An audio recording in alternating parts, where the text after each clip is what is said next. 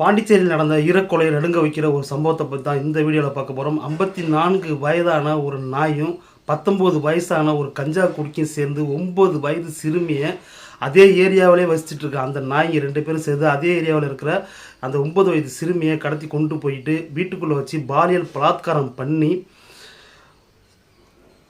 அந்த குழந்தைய கொன்று சாக்கு மூட்டையில் கட்டி அதே ஏரியாவிலே அந்த குழந்தையோட வீட்டுக்கு பக்கத்துலேயே இருக்கிற சாக்கடைக்குள்ளே போட்டு போயிட்டாங்க. 4 நாளாக போலீஸ்காரங்க தேடி நேற்று தான் அந்த குழந்தையோட உடலையை கண்டுபிடிச்சிருக்காங்க போலீஸ்காரங்க. என்ன நடந்தது அப்படின்றத இந்த வீடியோக்குள்ளே போய் பார்ப்போம். வாங்க வீடியோக்குள்ளே போகலாம்.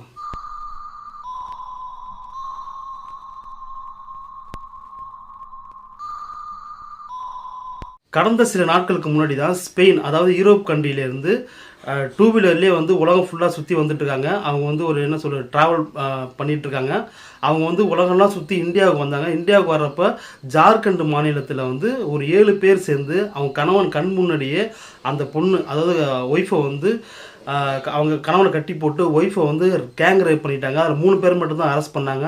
இது நாட்டையே உழுக்குச்சு. ஏன்னா யூரோப் கண்ட்ரிலேருந்து ஒருத்தவங்க ட்ரக்கு, அதாவது என்ன சொல்லுவாங்க, நம்ம ட்ராவல் பண்ணுறாங்களா, பைக் ரேஸ் பண்ணுறாங்களா, பைக் ட்ராவல் பண்ணுறாங்களா, அவங்கள இந்த மாதிரி ஒரு விஷயம் நடந்தது இந்தியா ஃபுல்லாக ஒரு அதிர்வலை ஏற்படுத்துச்சு அப்படின்னே சொல்லலாம்.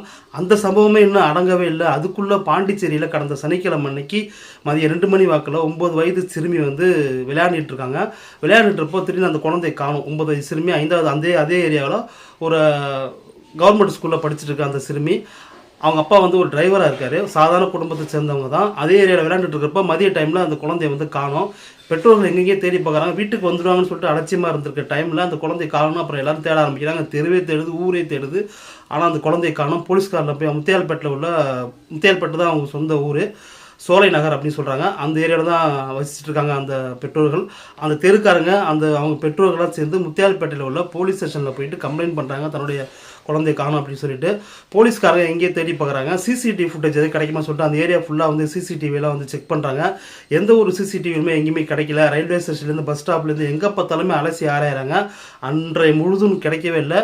ஆனால் பக்கத்து தெருவில் அந்த குழந்தை வேகமாக எதையோ பார்த்து பயந்து வேகமாக போகிற மாதிரி, அந்த சிறுமி நடந்து போகிற மாதிரி ஒரு வீடியோ விட்டு அது ஒரு ஃபுட்டேஜ் மட்டும் கிடைக்கிது. அதை வச்சு மட்டுமே அவங்களால எந்த இதுவும் பண்ண முடியல. போலீஸ்காரங்களால் தேடிக்கிட்டே இருக்காங்க. 4 நாளாச்சு. பெற்றோர்கள் பதட்டம் அதிகமாகிட்டே இருக்குது. ஊர்க்காரங்களுக்கு, அந்த தெருக்காரங்களுக்கு பதட்டம் அதிகமாகிட்டே இருக்குது. இதுக்கிடையில் ஒரு இப்போ சமீப காலத்தில் குழந்தை கடத்தல் அதிகமாகிடுச்சு சொல்லிட்டு ஒரு நியூஸ் எல்லா வாட்ஸ்அப்லேயும் வந்திருக்கு. நீங்கள் பார்த்துருப்பீங்க. அதாவது ஒரு எப்படி சொல்கிறது, ஒருத்தனை உயிரோடு போட்டு அவனோட உடல் உறுப்பை திருடுற மாதிரியான வீடியோக்கள்லாம் பரவலாக எங்கே பார்த்தா சோஷியல் மீடியா வரவும் பெற்றோர்கள் ரொம்ப பயந்து போய் போராட்டம்லாம் பண்ண ஆரம்பிச்சிட்டாங்க. கடைசி நேரத்தில் நேத்தி, அதாவது செவ்வாய்க்கிழமை அன்னைக்கு அந்த அந்த அந்த சிறுமியோட வீட்டிலேருந்து கரெக்டாக ஒரு 100 மீட்டரில் தூரத்தில் பார்த்தீங்கன்னா ஒரு சாக்கடை ஓடுது. அந்த சாக்கடைக்குள்ளே ஒரு மூட்டை கிடக்கிறதா ஒரு தகவல் பரவுது. போலீஸ்காரங்க உடனே அந்த இடத்துக்கு வராங்க. அந்த மூட்டையை அங்கேருந்து தூக்கி பிரித்து பார்க்குறாங்க. கடைசியில் அந்த 9 வயது சிறுமியோட உடல், கை காலெலாம் கட்டப்பட்டு நிறைய காயங்களோட அழுகிய நிலையில் அந்த சிறுமியோட உடல் கிடைக்கிது.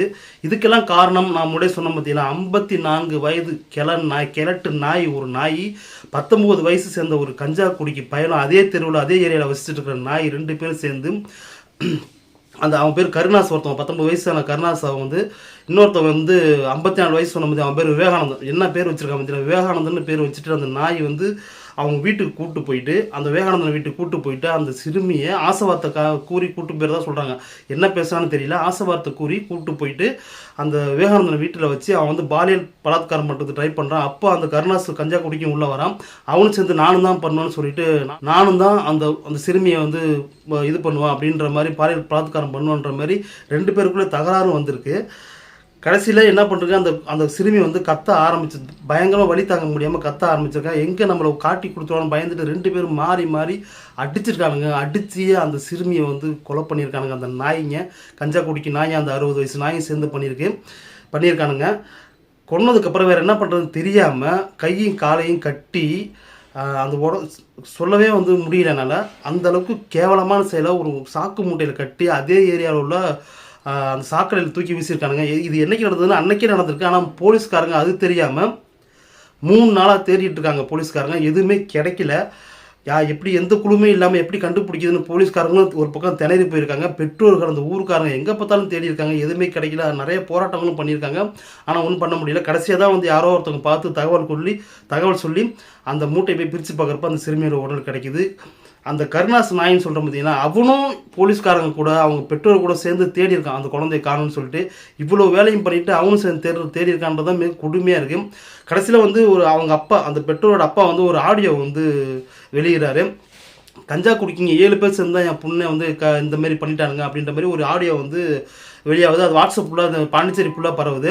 அந்த கோணத்துலையும் போலீஸ்காரர் விசாரித்து பார்த்துருக்காங்க. ஆனால் அந்த மூட்டை கிடச்சதுக்கு அப்புறம் தான் தெரிஞ்சிருக்கு யாராக இருக்குன்னு தேடி கண்டுபிடிக்க அந்த கருணாஸ்ன்ற நாயை வந்து சந்தேகத்தின் பேரில் கைது பண்ணி அரெஸ்ட் பண்ணி அரெஸ்ட் பண்ணுறப்ப அந்த நாய் என்ன பண்ணுறாங்க, கையில் வச்சு இந்த பிளேடை எடுத்து கழுத்து கை காலெலாம் அறுத்துருந்துருக்கான்.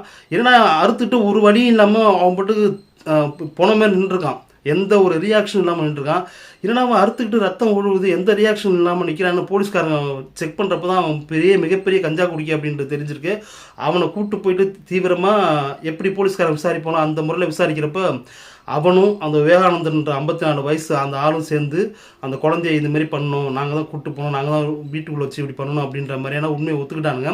இந்த 2 பேரையும் பொக்சோ சட்டத்திலையும் கொலை சட்டத்திலையும் வந்து கைது பண்ணியிருக்கதா போலீஸ்காரங்க சொல்கிறாங்க. ஆனால் அந்த ஏரியா மக்கள் வந்து இப்போ அந்த குழந்தையோட உடல் வந்து ஜிப்மர் ஹாஸ்பிட்டலில் நான் இந்த வீடியோ எடுத்துகிட்டு இருக்க டைமில் போஸ்ட்மார்ட்டத்துக்கு வந்து பண்ணிகிட்டு இருக்காங்க. அதாவது அந்த area tahsildar and video record பண்ணணும் அப்படின்ற அவங்க முன்னிலையை வந்து இந்த போஸ்ட்மார்ட்டம் பண்ணி ஆகணும்னு சொல்லிட்டு, ஏன்னா எந்த விதத்திலும் தப்பி போயிடக்கூடாது அந்த குற்றவாளிகள்ன்றதுக்காக அப்படி பண்ணுறாங்க. ஸோ அது பண்ணி போஸ்ட்மார்ட்டம் நடந்துகிட்ருக்குது. நான் வீடியோ எடுத்துகிட்டு இருக்க டைமில் இந்த டைம் பார்த்தீங்கன்னா கரெக்டாக மணி 2:30 வீடியோ எடுத்துகிட்டு இருக்குதா போஸ்ட்மார்ட்டம் நடந்துகிட்டு இருக்குதா ஒரு நியூஸில் நான் பார்த்தேன் இப்போது. ஸோ இவங்களை என்ன பண்ணுறது அப்படின்னே தெரியல. அதாவது குழந்தைங்களுக்கு 5 வயசாக இருந்தாலும் சரி, 60 வயசு கிழவியாக இருந்தாலும் சரி, பெண் அப்படின்ற ஒரு இது இருந்தாலே இந்த நாய்ங்க வந்து விட மாட்டானுங்க.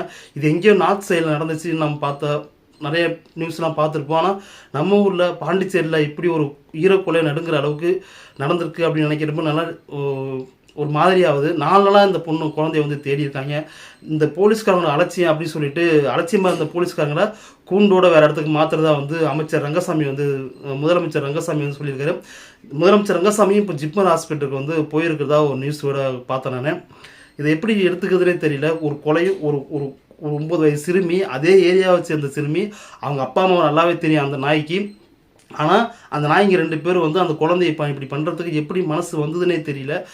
உலக அளவில் எடுக்கப்பட்ட ஒரு சர்வேயில் சிறுமிகள் பாதிக்கப்படுறது, இதுமாரி பாலியல் பலாத்காரம் பண்ணப்படுறது எப்படி அப்படின்னா அவங்க ரொம்ப தெரிஞ்சவங்களாலையும் சொந்தக்காரங்களாலையும் தான் பண்ணப்படுறதா 90% பண்ணப்படுறதா ஒரு புள்ளி விவரம் சொல்லுது.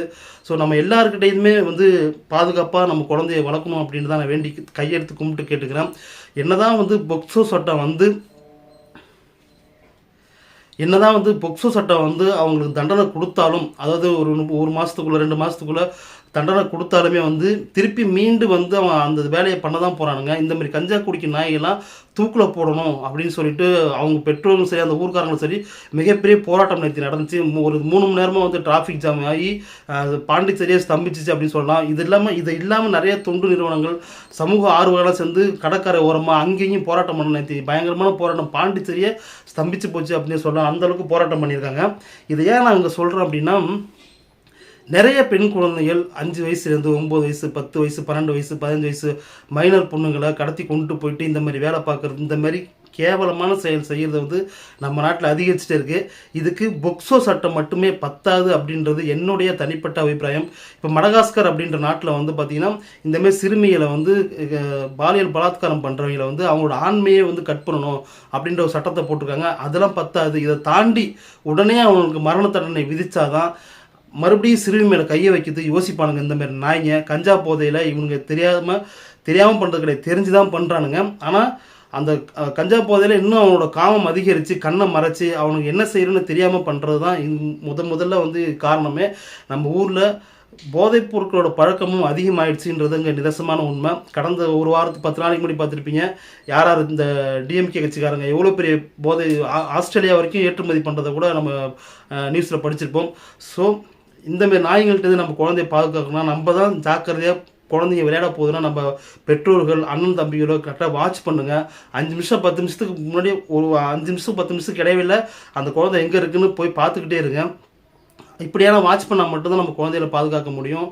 அப்படின்றதோட இதுக்கு என்ன தீர்வு வந்தால், அதாவது என்ன மாதிரியான சட்டங்கள் வந்தால் இதுக்கு உடனடியாக தீர்வு கிடைக்கின்றதை வந்து நீங்கள் கீழே கமெண்ட்டில் சொல்லுங்கள். மீண்டும் இன்னொரு வீடியோ சந்திக்கிறேன். இதை பற்றின அப்டேட் வேறு ஏதாவது கிடச்சிதுன்னா நான் உடனே நாளைக்கு அப்டேட் பண்ணுறேன். மீண்டும் இன்னொரு வீடியோ சந்திக்கிறேன். நான் விஸ்வா, விகேடி விஸ்வா. பாய்.